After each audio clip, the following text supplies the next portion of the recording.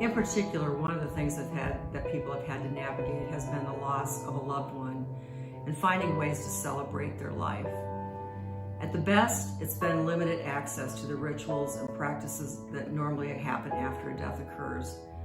And because we don't have access to those as readily, it's knocked some of the supports and help out from under these folks so badly that they are just lacking those things that they need most at that time.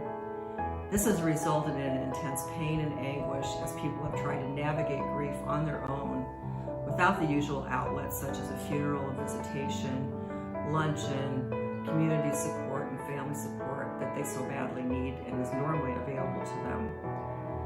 In reality, there have been a lot of losses during the last 6 months, and all of them have been difficult and painful. I'm not trying to minimize any of them because they will all take time to work through the process of healing.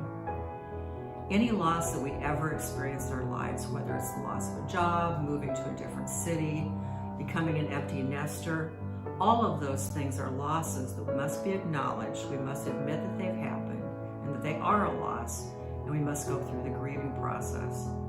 Without that process, without actually grieving and doing the work of grieving, these losses haunt us and affect our ability to move forward in a healthy and productive way.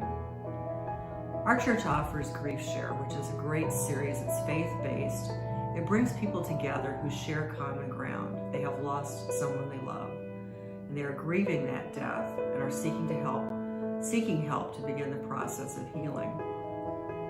Grief Share is an aid to understanding what's necessary to honor the deceased and allow the bereaved to find peace and hope and wholeness during their loss and following their loss.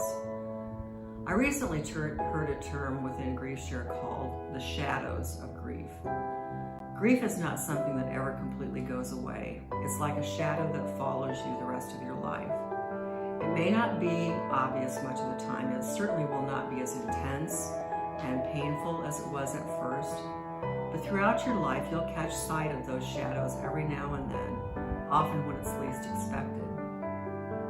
Grief Share helps you get to that point where you've worked through the hard stuff, the painful thoughts and experiences that surround a loved one's death, and are eventually able to find comfort and hope and peace in the memories of the one you have loved so deeply. Healing happens when you sense the shadow of grief behind you and are able to experience moments of sorrow without being completely overwhelmed and without those feelings of intensity as in the initial days and weeks of grief. If you are mourning the loss of someone you love, if the pandemic or the derecho or any other circumstance has made it difficult for you to find peace and healing in the midst of your grief, I would strongly encourage you to consider Grief Share.